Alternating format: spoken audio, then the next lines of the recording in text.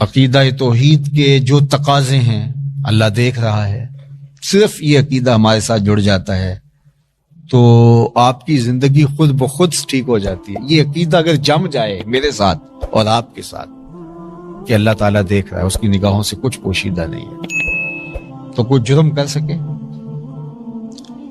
یہ ڈر ہو کہ کوئی دیکھ رہا ہے تو انسان اپنے عمل کو مرتب کر لیتا ہے، اور جو ارادہ اس نے شر کا کیا ہوتا ہے، برائی کا کیا ہوتا ہے، اس سے رک جاتا ہے کہ اب نہیں کر پاؤں گا کہ اتنے لوگ دیکھ رہے ہیں۔ تو ہزاروں لوگوں کا دیکھنا کیا اہمیت رکھتا ہے اللہ کے دیکھنے کے مقابلے میں؟ یہ حیا، یہ شرم کہ میرا اللہ مجھے دیکھ رہا ہے، تو پھر گناہ کا امکان بھی ختم ہو جاتا ہے۔ سورہ یوسف اٹھا لیجئے کہ جب 7 دروازے بند کر دیے اور بت کے اوپر بھی پردہ ڈال دیا، اور زلیخا جذبات کو برانگیختہ کرنے والے تمام سامان کے ساتھ جناب یوسف کے سامنے کھڑی تھی، مجسمہ حسن اور پیکر جمال، اور قدموں تلے حسن بچھنے کے لیے خود بے تاب ہے، اور حضرت یوسف علیہ السلام جوان رانا ہیں اور کمرے بند ہیں، مکفل ہیں۔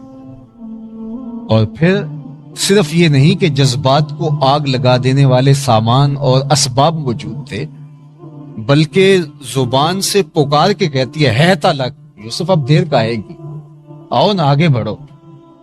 تو پھر جناب یوسف کیا بولتے ہیں؟ یہ وہ عقیدہ تھا جس کے ساتھ مرتب ہوتا۔ تو حضرت یوسف فرماتے ہیں قال معاذ اللہ، میں اللہ کی پناہ میں آتی ہوں، اور فرمایا کہ تم اس بت کے آگے بھی شرم کرتی ہو، اور اس کی بے نور آنکھیں جو دیکھ نہیں سکتی، پھر بھی تمہیں حیا آتی ہے کہ اس کے اوپر پردہ ڈال لیا ہے، تو تم جب اس جھوٹے خدا اور اس معبود باطل سے بھی حیا کرتی ہو جس کی بے نور آنکھیں دیکھتی نہیں، تو میں اس خدا سے حیا کیوں نہ کروں جو 7 کوٹریوں میں بھی دیکھ رہا۔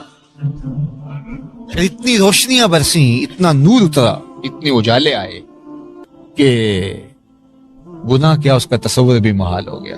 اس عقیدے کا مستحضر ہو جانا، یہ جو عقیدہ آپ کے اندر چھپا تھا کہ رب دیکھ رہا ہے، اس کا ظہور پذیر ہو جانا، اور اس عقیدے کی روشنی کا پھیل جانا۔ پھر حضرت یوسف دوڑتے ہیں، اور 7 دروازے تو اس نے تالے لگا رکھے تھے، لیکن جب عقیدے پختے ہوں تو پھر قفل ٹوٹتے ہیں۔ جس دروازے کے آگے جاتے ہیں دروازہ خود بخود کھل جاتا ہے، قفل گر جاتے ہیں، حضرت یوسف گزر جاتے ہیں۔ عقیدے اثر انداز ہوتے ہیں۔ میری اولاد کس طرح رشوت لے سکتی اگر میں نے اس کے سینے میں اللہ کا خوف مستحکم کر دیا؟ کبھی بھی نہیں ہو سکتا۔ آج ہم کہتے ہیں کہ اپنے اعلیٰ منصب پہ جا کے فلاں نے یہ کیا، فلاں نے یہ کیا، یہ روز آج کل تو جو حالات ہیں وہ آپ کے سامنے ہی ہیں کہ پورا معاشرہ کرپٹ ہو گیا، پورے معاشرے کے اندر غلاظت، گندگی، حیا باختگی، غیر اخلاقی امور، یہ پورا معاشرہ، یہ ہم کس معاشرے میں؟ یہ انسانوں کا معاشرہ ہے۔ مسلمانوں کا معاشرہ تو اس سے بھی کوئی اوپر ہوتا ہے، انسانی معاشرہ ایسا نہیں ہو سکتا جو صورتحال اس وقت ہماری آنکھوں کے سامنے ہے۔ تو یہ پھر قصور ہمارا ہے نا کہ ہم نے ان کے اندر سب سے پہلے تو عقیدہ توحید ہی راسخ نہیں کیا، نہ ممبر نے کیا، نہ محراب نے کیا، نہ استاد نے کیا، نہ ماں باپ نے کیا، نہ معاشرے نے کیا۔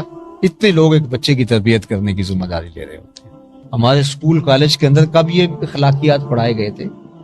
وہاں تو بے رہروی کو آزادی کا نام دے دیا گیا، صنفی آوارگی کو جو ہے وہ کشادگی کا اور وسعت ذہنی کا نام دے دیا گیا۔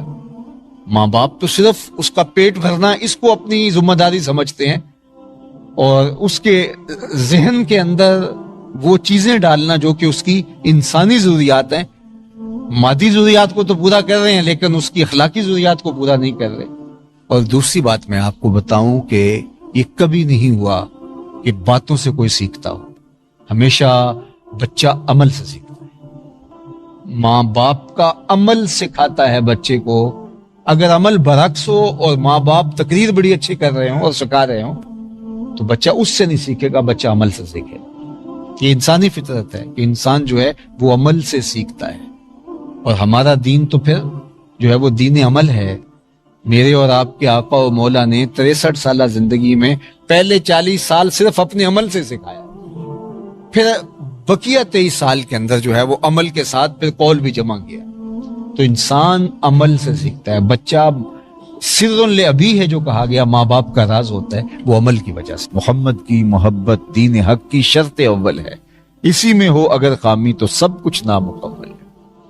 हजरत सैयदना अली मुर्तजा रज़ी अल्लाह ताला अन्हु फरमाते हैं कि जिस तरह सहराई सफर के अंदर ठंडे पानी से मोहब्बत की जाती है, हम ऐसे हुजूर से मोहब्बत करते थे। मतलब क्या, जिंदगी की तरह हुजूर को चाहते। क्योंकि सहरा के अंदर जब पानी खत्म हो जाए तो मौत और जिंदगी की कशमकश शुरू हो जाती है, तो ठंडा पानी मिल जाना, वो तो गर्म पानी भी जिंदगी बचा देता है, लेकिन ठंडा और मीठा पानी मिल जाना उस मौसम के अंदर, तो वो कितना महबूब होता है और उसको कोई छोड़ता है। तो कहा कि जिस तरह वो पानी महबूब होता है, हुजूर हमें इससे भी ज्यादा महबूब थे। अल्लाह अकबर। ये हुजूर अलैहिस्सलाम की मोहब्बत सहाबा के दिल में रखी गई। एक सहाबी हुजूर की खिदमत में हाजिर हुआ और उसने अर्ज की, वो देहाती था, दूर से कहीं चल के आया और उसने कहा, मतस्साअह, हुजूर कयामत कब आएगी? तो एक तालिब इल्म जब बेताबी से पूछ रहा हो कि इम्तिहान कब आएंगे, तो लगता तो यही है कि उसने तैयारी खूब कर रखी है और वो चाह रहा है कि जल्दी जल्दी अब पेपर हो जाए। तो उसने बेताबी से आके पूछा, मुस्लिम शरीफ की रिवायत है और भी कुतुब हदीस में मौजूद है, मतस्साअह, हुजूर क़यामत कब आएगी? तो आका करीम ने फरमाया, मा आदत लहा, तूने तैयारी क्या कर रखी है? तूने तैयारी क्या कर रखी है? तो उसने कहा कि मेरी तैयारी ये है कि मैं अल्लाह उसके रसूल से प्यार करता हूं। तो आका करीम ने फरमाया, फ़इन्नका मा मन अहबब्ता, तू जिसके साथ प्यार करता है उसी के साथ उठाया जाएगा, उसी के साथ ही होगा। हजरत अनस रज़ियल्लाहु ताला अन्हु इस हदीस के रावी हैं। वो फरमाते हैं, ईमान लाने के बाद हमें जिंदगी में सबसे ज्यादा खुशी जिस बात पर हुई थी, वो इस बात पर हुई थी कि हुजूर ने फरमाया था कि जिसके साथ प्यार करते हो उसी के साथ ही हो गए। सबसे ज्यादा जिंदगी की बड़ी खुशी, हजरत अनस फरमाते हैं, उस वक्त जब ईमान नसीब हुआ। और दूसरी बड़ी खुशी जिंदगी की अगर हमें मिली है तो वो ये मिली कि आका करीम ने फरमाया, जिसके साथ प्यार करते उसी के साथ हो गए।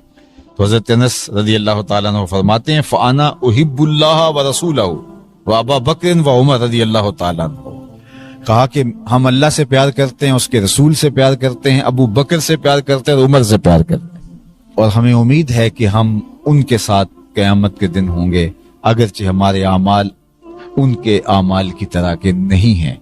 अल्लाह अकबर। तो ये है मोहब्बत जो शरीयत इस्लामिया हमसे तकाजा करती है। तो हुजूर अलैहिस्सलातु वस्सलाम से मोहब्बत ये शरीयत इस्लामिया का तकाजा है। और दौरे रिसालत मआब के अंदर अगर उनकी मोहब्बत को देखिए तो कायनात के अंदर आपको यूं मोहब्बत करने वाला कोई नहीं मिलेगा जैसा सहाबा ने हुजूर से मोहब्बत की।